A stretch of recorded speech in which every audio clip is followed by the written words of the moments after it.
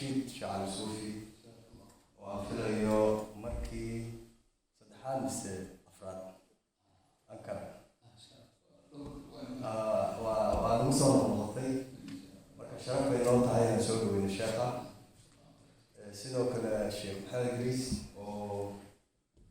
wuxuu ummadda Soomaaliyeed qabtay loo ogyahay aad iyo aad baan culimada insha Allah u faraxsanahay kulankooda inaan kasoo qayb galo maamooyinka iyo waalidiinta halka yimina waa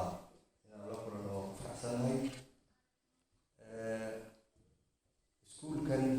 runtii dee muddo aan maqlanay maalin dhaweyd baa sheekhu i keenay oo kor iyo hoos bay igu wareejiyey wiigan dhiga hore aan malaynay inay ahayd marka runtii waa loo baahnaa xilligan waa loo baahnaa in iskuulkan turkiga laga furo sheekh Maxamed Idriis awal bacaan wuxuu ku ahaa maraakis islaamiya inuu adduunka oo dhan ka furay America Yurub Africa Asia miyaad ka furtay sheekh meel walba waxaa ummadda muslimiintu ka faa'iiday Soomaali iyo qayrkeeda runtii waa loo ogaa hadda kan markuu ku darayna waa kolley insha Allah waxaan rajeynaynaa inuu isaga iyo tiimkiisuba ay ku nijixi doonaan ummaddana uu anfici doono aad iyo aad uga jooynahay waa soo dhaweynaynaa safaarad ahaan iskuulkan waxaana ka rajeynaynaa mid dadku ku intifaacaan ubadkooda ku intifaacaan waxbarasho fiican ka helaan iyagana rag sidaa awooddaas leh insha Allah waa ka ognahay kolley dadka Soomaaliyeed ee Turkiga jooga iskuulkan oo kale u baahnaayeen iskuul ay ku kalsoon yihiin dadka maamulaya manhajkooda iyo waxay dhigayaan iyo daacadnimadooda iyo oo ay garanayaan waa loo baahnaa walaalaheen Taamir iyo Turkida shurkada ahna waa soo dhaweynaynaa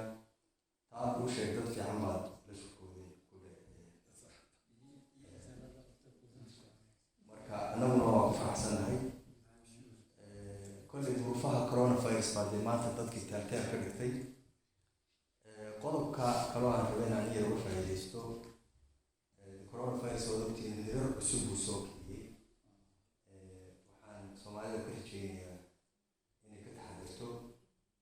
waddankan insha lagu hayaa coronavirus xaaladiisa wuxuu ku biiray khataraha national issue arrimaha waddanka khatarta ku ah sida argagixisada iyo tuugada iyo tahriibta iyo waxaas uu kusoo biiray booliiskii baa ilaalinaya sirdonkii baa ilaalinaya hay-adihii dowladda oo dhan baa ilaalinaysa coronavirus sida la isu qaadsiinay sababto waa cudur dilaa isagu intuu dilay argagixisadu ma dilin marka Soomaaliduna xoogaa anigu afkeeda way socmaan waa yaro dayacan tahay oo sida isugu socoto iyo makhaayadaha ay fadhiisato ishaa lagu hayaa runtii anigana xantu waa soo gaadhay waa laydin xamanayaa Soomaaliyeed macnaheedu ma aha qofka coronavirus aan nidaamka loo dejiyey waa ogteen 14 rule baa meel walba ku qoran Soomaaliya baa lagu qorinay daafad badan buu ku qoran yahay 14 rule ama qaanuun qofka aan ilaalin ama bulshada aan ilaalin riboodyaha laga keenaya riboodyahaas meelay ku ururayaan marka haddii ay Soomaalidu kusoo noqnoqoto Istanbul Ankara meelaha kale joogto hadda waxaa laga yaabaa in toosh laynagu ifiyo oo lidhaa Soomaalida bahalka faafisa marka arrimahaasi kisalaa waxa ka socda waa ognahay inagoo isgaranaa xaafidaheenu ma kala socno waa isku walaaqan yahay laba kala joogo markaynu suuqa ku kulmana xitaa masaafo ma jirto gacmihii baa la iskula jiraa dhalinyarada gaar ahaan marka arrimahaas ogaada toosh baa idinku wadaa halaga taxadiro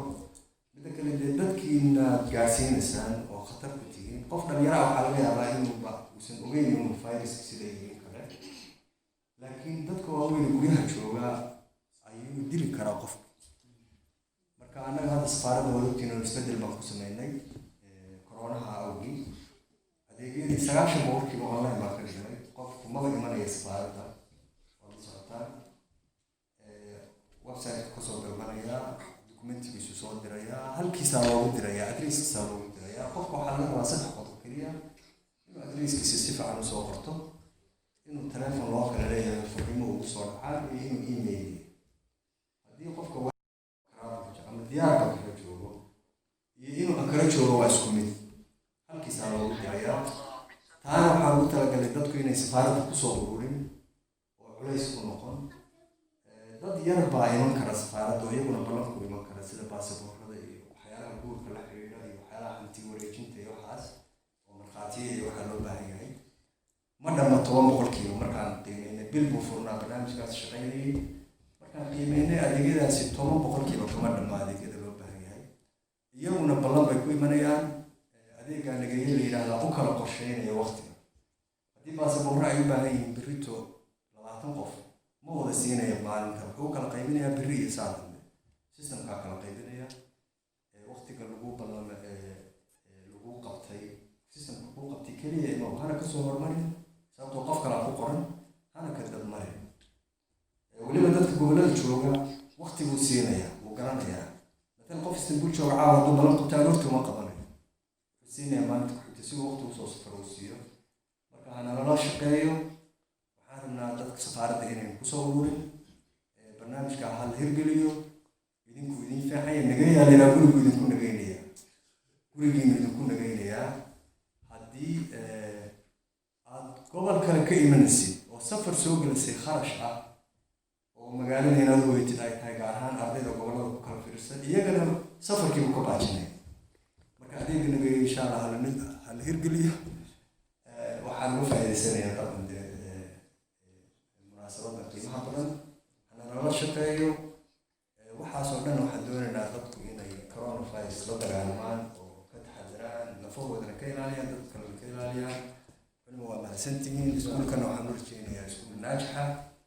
kole carruurteennana waa keensan doonaa haddii la haydmo insha allah marku si fiican u furmo aad iyo aad baan u faraxsanahay